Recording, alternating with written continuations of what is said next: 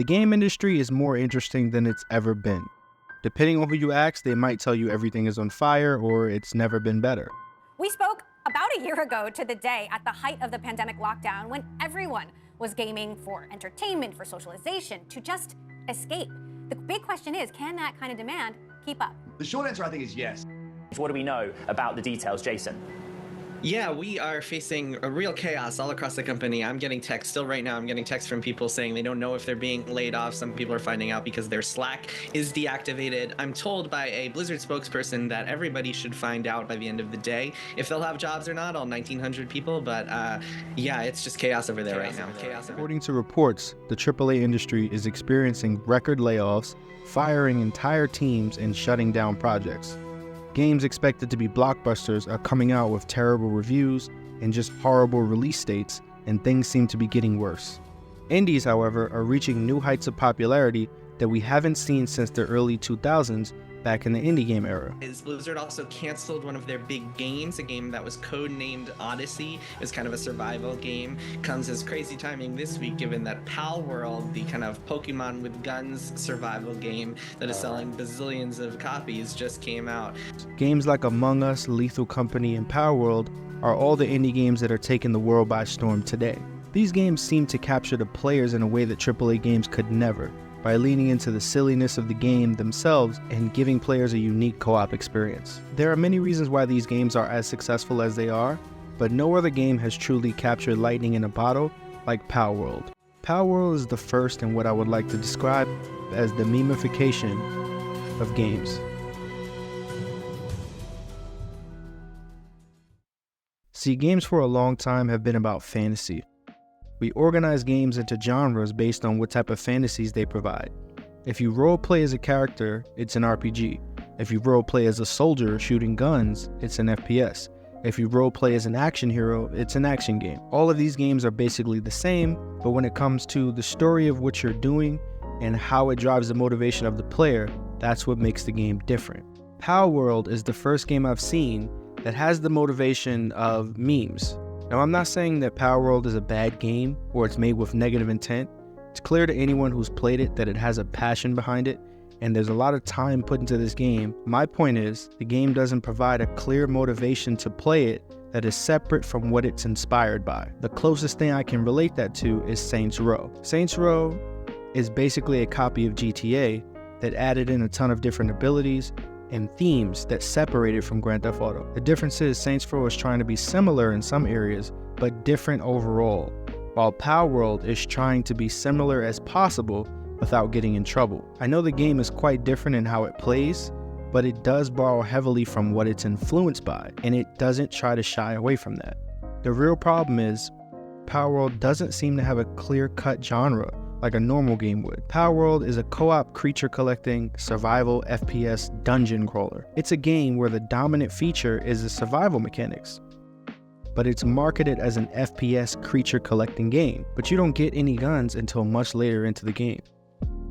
The truth is, these games translate very well into this social media age of clips and reaction content.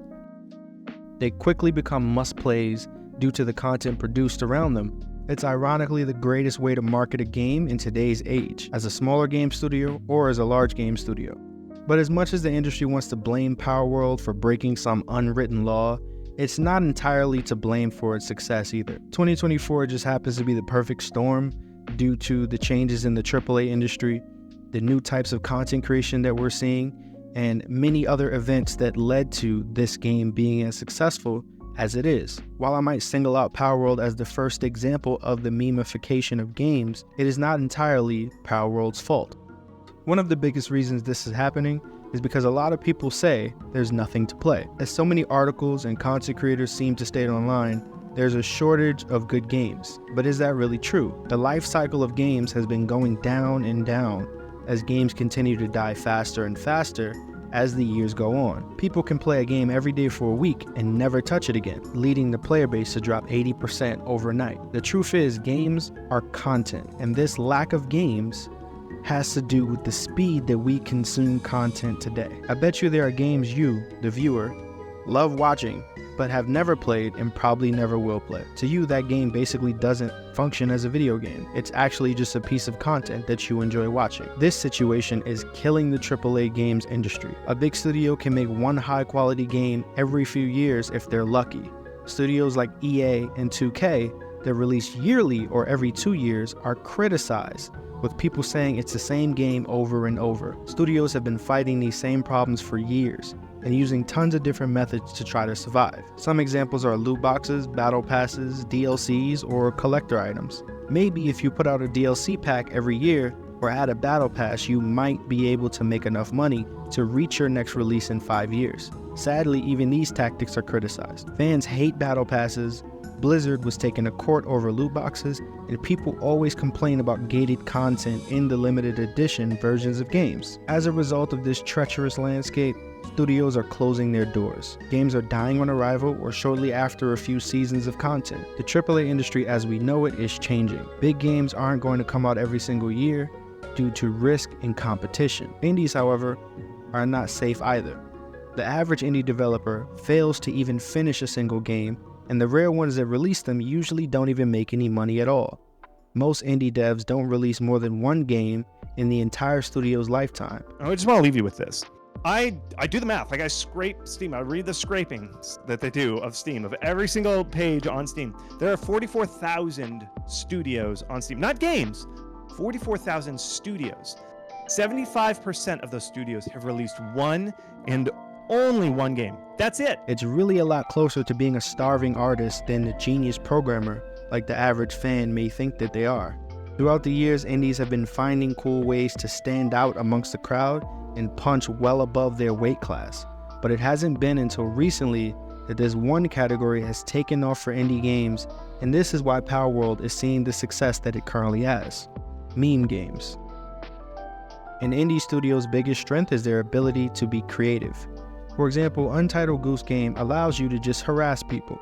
The game is hilarious and fun. Even games like Stanley Parable flirt with this meme game format because it's not really fun to play by itself, it's fun to test the game, and the game knows that. Another game similar to this is Getting Over It by Bennett Foddy. I call it a mix between a rage game and a meme game because it's self-aware that it's hard and that it's driving you crazy. All of these games have a sort of sarcastic or self-aware tone to them, and a part of enjoying them is watching other people's reaction to the game.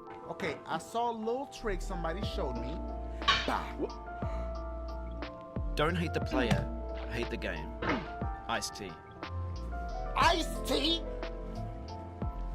And this is why I put Palworld in this same category. Palworld is aware that it's awfully close to Pokemon, and it's aware that it's making Pokemon-looking creatures into laborers. It's aware that you can shoot guns that are intentionally designed to not fit into the art theme of this world. Palworld is the first large-scale meme game because unlike the other games that I mentioned, it has a much longer playtime, way more content, and it's trying to maximize on the themes itself. All of these self-aware meme games that I mentioned all end when the joke runs out.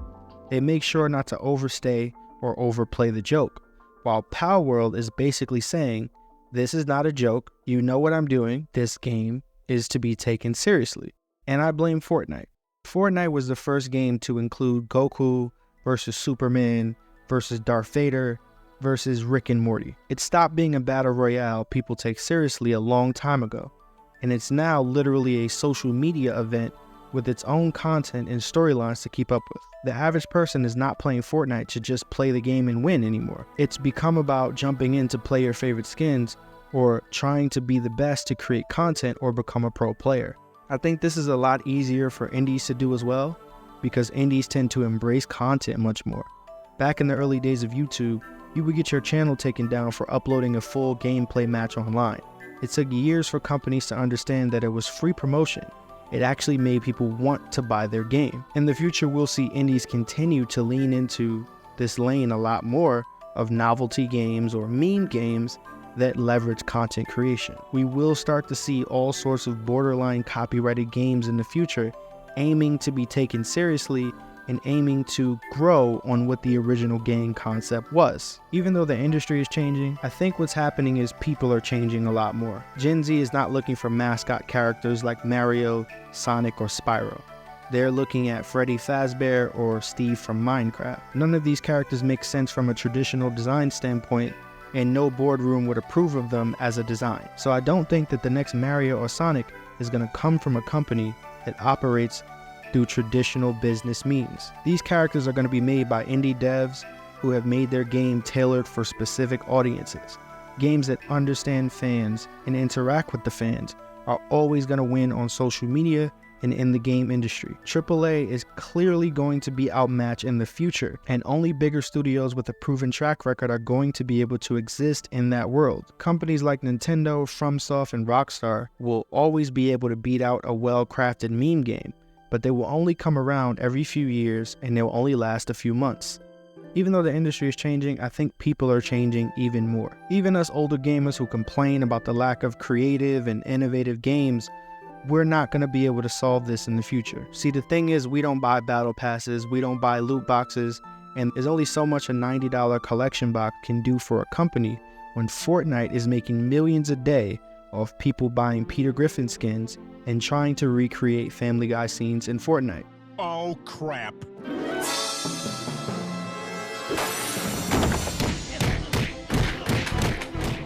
As sad as this might seem, I do think that this is a good thing. Smaller developers will rise to the top based off of these successes, and they will become the new AAA developers. The developers of Goose Game are making a new game which looks to have a much larger scope and budget with the same creative flair. Supergiant Games started out making Bastion all the way up to Hades 2, which seems to be a much bigger and better version than the first Hades. Sifu, which is the successor to a game called Absolver, seems to be working on another game under wraps. These studios are the guys that are going to steer the ship and lead the industry somewhere new and interesting. I know we don't realize it, but gaming is still pretty new, and it's only been around for around 30 plus years so far. So I think it's only natural that, like the cinema industry, we go through stages and eras. We're going into an age where people were growing up playing Stardew Valley, Minecraft, Five Nights at Freddy, Hello Neighbor. We're starting to see games that appeal to people in different ways. When you look at it from a business point of view,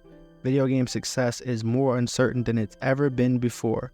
And I definitely think that we're entering a wild west of video games, and that is a good thing. So appreciate you guys for listening to this video. Take care. Peace.